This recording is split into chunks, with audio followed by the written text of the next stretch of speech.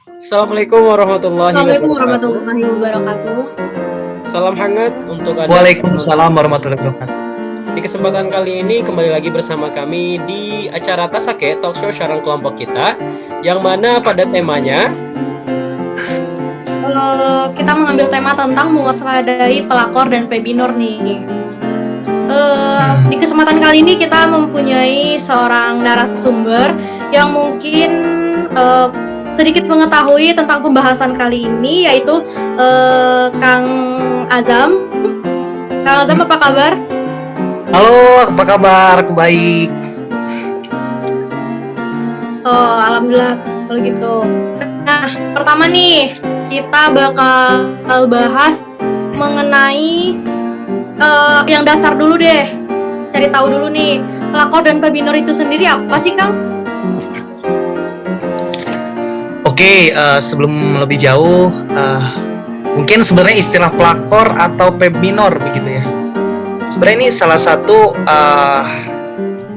pembahasan yang aku rasa lumayan banyak atau lumayan hari ini mulai bermunculan. Karena lagi-lagi kalau berbicara tentang istilah pelakor, itu merupakan kepanjangan dari pelakor, perebut, laki, dan orang begitu. Ataupun dengan sebaliknya begitu, pebinor jadi perebut bini orang begitu. Cuman sehingga jelas ya, yang menjadi subjek adalah seorang perempuan dan yang menjadi objek adalah seorang laki-laki yang jelas sudah memiliki pasangan baik secara legal atau sah begitu. Itu pun ditinjau baik secara hukum, secara agama maupun secara sosial. Jadi kurang lebih pelakor tersebut bisa disebut seperti itu. Jadi pelakor atau pebinor tersebut tidak lain bertujuan untuk merebut, memiliki atau mengambil begitu pasangan seseorang dengan berbagai macam cara, mulai dari merayu, mempengaruhi, bahkan yang lebih parahnya lagi sampai menjelek-jelekkan pasangan dari objek yang dituju hingga orang tersebut bisa berada di dalam satu bentuk pelukannya seperti itu. Nah, terus bagaimana sih perspektif Islam terkait pelakor atau pebinor begitu? Nah, dalam perspektif Islam sudah jelas bahwasanya pelakor dan pebinor merupakan salah satu bentuk kejahatan yang besar begitu. Kenapa di dalam Islam disebutkan ada yang namanya tahbib? Tahbib itu yaitu merusak suatu hubungan rumah tangga orang lain yang sebelumnya berjalan secara harmonis begitu. Jadi kurang lebih pelakor atau pebinor ini hari ini secara singkatnya jadi seseorang yang menginginkan atau bertujuan untuk merebut atau memiliki seseorang yang sudah memiliki pasangan baik secara legal maupun sah begitu. Kurang lebih seperti itu. Itu. Jadi pelakor dan si pebinornya sendiri itu singkatnya merebut pasangan orang lain lah ya. Iya, jelas. Tapi bicara tentang pelakor dan pebinor, tadi juga ada kita sebut tentang dampak atau bagaimana posisi mereka dalam Islam. Apakah mereka itu juga diberikan laknat, Kang? Ya pasti begitu. Karena begini, pelakor itu kan menjadi seseorang yang hari ini bertujuan untuk merebut pasangan orang lain agar berada di pelukannya dengan konteks atau tujuan tertentu gitu. Baik itu dari aspek misalnya wajah, kecantikan, baik dari seks, baik dari harta dan sebagainya begitu. Di dalam Islam sendiri mungkin ada salah satu hadis yang berbicara mengenai pelakor, yaitu misalnya salah satunya dari Abu Hurairah. Ia berkata bahwa Rasulullah SAW bersabda, bukan bagian dari kami orang yang menipu seseorang perempuan atas suaminya atau seorang budak atas tuannya begitu. Sehingga pelakor ini bisa disebut masuk ke dalam dosa besar, bisa juga disebut masuk ke dalam dosa kecil begitu. Jadi laknatnya sudah jelas, misalnya di dunia misalnya. Hari ini dalam perspektif Islam ada yang disebut dengan hukum rajam begitu. Hukum rajam bagaimana hari ini misalnya seseorang yang melakukan zina. Nah, jadi teman-teman juga harus tahu nih. Jadi pelakor itu bisa dikatakan atau disebutkan sebagai seorang pelakor ketika memang itu sudah melampaui batas dari sekedar ucapan saja begitu. Nah, maksudnya dari sekedar ucapan yaitu zina begitu. Baik zina kecil maupun zina besar begitu. Jadi kurang lebih laknat yang mereka dapatkan bagi seorang pelakor itu sudah ditegaskan oleh Nabi Muhammad SAW bahwa melarang keras seseorang untuk mengganggu keharmonisan rumah tangga orang lain. Dan mungkin teman-teman atau kita semua merasakan begitu kan, tidak enak banget kan ketika kita punya pasangan, tiba-tiba direbut pasangannya, dan itu direbutnya secara tidak halal lagi seperti itu. Apalagi kalau kita sudah memiliki pasangan yang halal, begitu kurang lebih. Wah, iya iya Kang. Tapi kan dari segi itu pelakor diberikan laknat. Awal muncul dan penyebab adanya pelakor itu apa sih, Kang? Oke.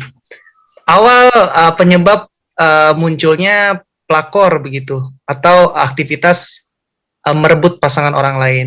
Sebenarnya ada banyak konteks yang bisa kita ambil begitu.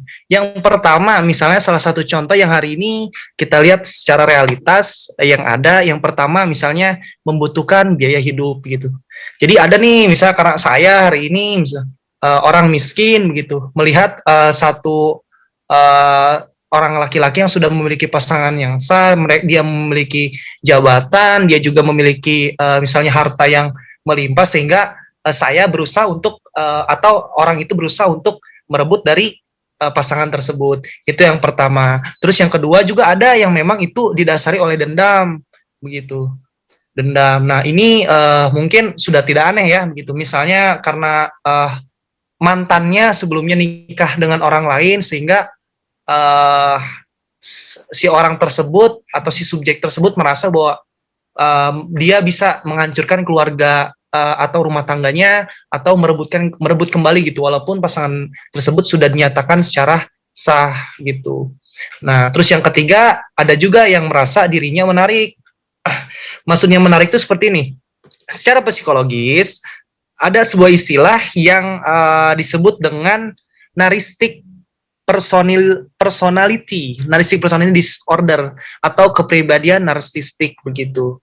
Nah, terus ada juga yang katanya kekurangan kepuasan seks terhadap pasangan.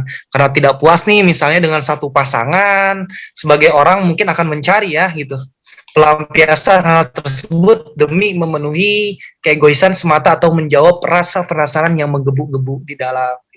Jadi nggak enak nih misalnya hari ini ya, mungkin di drama-drama Korea nih misalnya ini khususnya, itu banyak banget ditemui, atau dalam sinetron gitu. Itu banyak sekali dilihati begitu. Nah, terus ada juga yang karena memang hubungan yang bermasalah, konflik dalam suatu hubungan misalnya kan, banyaknya membuat hubungan menjadikan satu jalinan kekeluargaan itu bisa rapuh begitu, sehingga hari ini sebagai seorang yang sudah memiliki pasangan secara sah dirasa wajib begitu untuk membangun chemistry, untuk membangun satu bentuk keluarga yang sakinah, mawadah, dan warahmah begitu. Itu mungkin terkait hal-hal, sebenarnya banyak ya konteks berbicara mengenai apa itu misalnya penyebab pelakor begitu. Cuman yang tadi saya sampaikan itu biasanya realitas yang terjadi di masyarakatnya seperti itu begitu. Kurang lebih seperti itu, Kak Rahman. Itu terkait. Tadi Kang Azamnya juga sudah menjelaskan ya apa itu pelakor dan pebinor, lalu menjelaskan juga penyebabnya dan laknatnya. Gini Kang, dapat ditegaskan bahwa seorang pelakor dan pebinor berarti termasuk perbuatan yang berdosa ya. Terus jadi apakah masih bisa dihilangkankah dosa seorang mantan pelakor dan pebinor itu sendiri, Kang? Oke. Berbicara terkait taubat atau bukan taubat bahasanya, memaafkan begitu. Kita tahu bahwa Allah itu memiliki satu sifat kasih sayang, Rahman dan Rahim yang begitu melekat pada dirinya, dan itu merupakan salah satu bentuk sikap atau sifat wajib yang dimiliki oleh Allah Subhanahu wa taala, sehingga hukum bertaubat itu wajib bagi siapa saja yang pernah melakukan dosa begitu. Dan bila dosa itu terkait hanya kepada Allah Subhanahu wa taala tanpa melibatkan hak sesama, maka harus dipenuhi beberapa syarat nih. Syarat utama agar dosa itu bisa dihapuskan. Yang pertama, berhenti dulu dari maksiat yang telah dilakukan. Taubat tidak akan dibukakan pintunya oleh Allah Subhanahu wa taala apabila seseorang yang taubat itu masih saja melakukan dosa yang sama begitu. Jadi ada satu bentuk keinginan atau biasa di dalam Islam itu disebut dengan taubat nasuha begitu. Taubat yang sungguh-sungguh sehingga beliau tidak akan lagi-lagi melakukan hal tersebut. Yang kedua, harus diiringi juga dengan rasa sesal begitu di dalam hati. Nah, jadi karena misalnya kita melakukan satu bentuk dosa yang besar gitu, tapi kita minta pertobatan tapi kita tidak menyesali perbuatan tersebut. Nah, itu juga dilarang sehingga itu menjadi salah satu syarat yang kedua. Nah, syarat yang ketiga yaitu punya satu bentuk tekad kesungguhan di dalam hati yang sangat kuat, atau ada satu bentuk kristalisasi kristalisasi keinginan atau cita-cita agar benar-benar dan sungguh-sungguh tidak melakukan hal-hal atau dosa-dosa yang telah dilakukan begitu. Karena berbicara tentang taubat atau pemaafan dari Allah Subhanahu wa taala terkait dosa, Nabi pun sebelumnya pernah begitu kan, sampai marah. Di dalam sejarah dikatakan bahwa Nabi pernah marah pada salah satu kaumnya karena menjinahi seorang mayit di dalam kubur, tapi pada saat itu Nabi ditegur begitu oleh Allah Subhanahu wa taala agar berbicara terkait ridho atau rahmat, ridho Allah Subhanahu wa taala itu hanya atau dimiliki oleh Allah Subhanahu wa taala. Nah, mungkin seperti itu terkait dosa. Jadi intinya kita harus tetap melakukan satu bentuk tobat, tapi tobat sini tobat nasuha benar-benar begitu. Bukan berarti hari ini kita tobat, ya Allah maafkan saya dan sebagainya, besok ngelihat perempuan atau laki-laki yang lebih ganteng, opa-opa Korea misalnya gitu, kita berusaha lagi untuk merebut pasangan orang, padahal pasangan tersebut atau orang tersebut sudah secara legal dan sah dinyatakan sebagai satu pasangan, begitu kurang lebih. Wah, iya Kang. Tapi nih Kang ya, saya mau nanya nih, Akang sendiri nih selama ini pernah jadi si subjeknya nggak, si pebinornya, atau jadi korbannya? Pengalamannya selama ini gitu. Kalau terkait maksudnya berarti dikatakan apakah saya sebagai satu pelaku atau sebagai satu bentuk korban begitu ya? Alhamdulillahirabbil alamin, hingga detik ini saya belum merasakan yang namanya ditikung oleh peminor atau pelakor begitu. Karena apa? Lagi-lagi saya hari ini pun belum menikah. Pertama, namun, di dalam konteks tertentu, misalnya seperti dekat aruf dengan orang lain, itu mungkin pernahlah sedikit banyaknya merasakan, gitu. Tapi untuk ke dalam ranah sah, legal, alhamdulillah sampai detik ini saya belum pernah merasakan atau menjadi korban maupun menjadi subjek dari pelaku orang tersebut, begitu. Gitu. Karena udah dijelaskan dosa besar, gitu kan. Itu dosa besar kita lakukan nggak asik juga, begitu kan. Nah, gini Kang. Itu mungkin. Iya. Berarti Akang belum pernah ngerasain nih. Nanti suatu ketika walau alam bisawab, mungkin bukan Akang ya, ini contoh. Ada nanti yang menjadi korban dari pelakor dan pebinor ini. Ya, mungkin kita di Islam diajarkan tuh Kang, kita harus bisa mengambil hikmah dari apapun. Apakah ada hikmah yang bisa kita ambil ketika kita ini menjadi korban dari pelakor dan pebinor, Kang? Hikmah yang bisa kita ambil, setiap perbuatan atau setiap fenomena maupun permasalahan pasti selalu ada hikmahnya gitu. Adapun dari sudut pandang saya secara memandang secara objektif, hari ini banyak sekali sebenarnya hal yang bisa dipetik oleh akibat atau kelakuan dari adanya pebinor dan pelakor ini. Pertama mungkin dari perspektif Islam begitu. Dari perspektif Islam kita bisa melihat bahwa hari ini kita itu sedang diuji begitu kan, sedang diuji dengan beberapa ujian untuk membendung hasrat hawa nafsu kita begitu. Karena saya rasa pelakor dan pebinor ini tidak lebih untuk memuaskan hawa nafsunya saja begitu. Itu yang pertama. Terus yang kedua, dalam aspek misalnya psikologis, kita bisa lebih belajar lebih kuat untuk menghadapi problematika dan persoalan-persoalan yang memang hari ini sering terjadi. Seperti hari ini misalnya secara psikologis kita bisa tahu dan memilih bagaimana pasangan yang jelas atau pasangan yang hari ini benar-benar begitu kan, benar-benar mencintai kita gitu kan secara baik secara hati maupun secara langsung, dan juga misalnya dalam aspek kekeluargaan hari ini.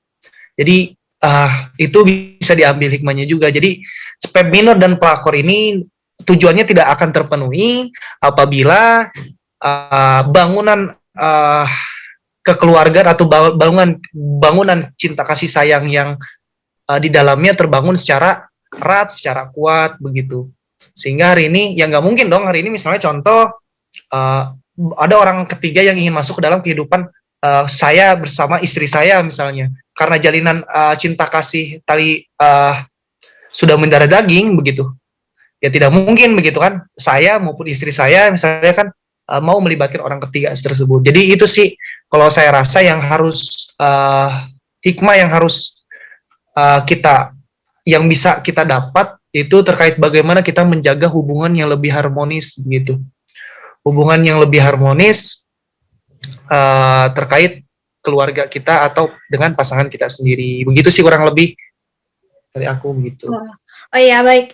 Sepanjang penjelasan tadi dapat saya ambil kesimpulan bahwa seorang pelakor dan pebinor ini sendiri itu pada dasarnya ialah perbuatan yang tidak baik dan berdosa di dalam agama Islam sendiri. Terus dan banyak adapun hikmah yang dapat kita ambil dari setiap perbuatan, termasuk dari sebagai korban pelakor dan si pebinor sendiri. Nah, ada satu kalimat yang dapat saya tarik dari segala penjelasan ini, yaitu setiap apapun yang akan menjadi milik kita tentu akan menjadi milik kita sendiri. Namun apabila itu sudah tidak menjadi hak atau milik kita hanya bisa mengikhlaskan apa yang bukan lagi milik kita gitu. Baik. Terima kasih kepada Kang Azam buat penjelasannya, sudah menemani kita sebagai narasumber pada malam ini. Terima kasih kali Kang udah disimpulkan sama Teh Putri atau Uni Putri tadi secara singkatnya. Memang mungkin kalau bukan jodoh kita atau bukan milik kita ya ikhlasin aja. Iya begitu. Dijelasin ada hikmahnya kok dari segalanya.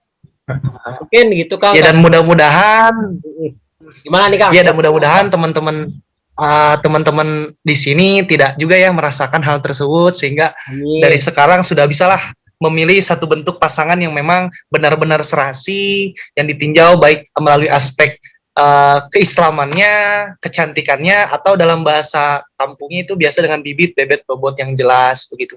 Amin. Itu yang pertama. Ya mudah-mudahan lah dari sekarang mulai saja ya dibentuk satu persiapan yang matang, agar karena hal ini sering banget terjadi loh begitu, sering banget terjadi tanpa tidak sadar, apalagi berbicara tentang hawa nafsu begitu. Karena manusia itu salah satu bentuk keistimewaan manusia itu karena manusia diberi hawa nafsu begitu, berbeda dengan malaikat begitu. Makanya kenapa derajat manusia itu lebih tinggi begitu, karena manusia diberikan hawa nafsu. Nah terkadang kita kalang kabut begitu dengan untuk mengkekang dan mengurung begitu hawa nafsu kita begitu. Yang mudah-mudahan untuk kedepannya saya dan juga teman-teman yang lain bisalah untuk mempersiapkan ya, atau melakukan satu bentuk langkah preventif yang jelas sehingga tidak terjadi namanya pelakor atau peminor, apalagi menjadi pelakunya jangan sampai begitu, karena sudah jelas ya disinggung oleh Islam. Begitu mungkin dari saya. Saya terima kasih juga ya Kang Rahman Karim, Mbak Robiah, Mbak Putri, terima kasih. Ya Kang, terima kasih banyak ini Kang udah mengorbankan waktunya, karena kita juga dibatasi oleh waktu Kang.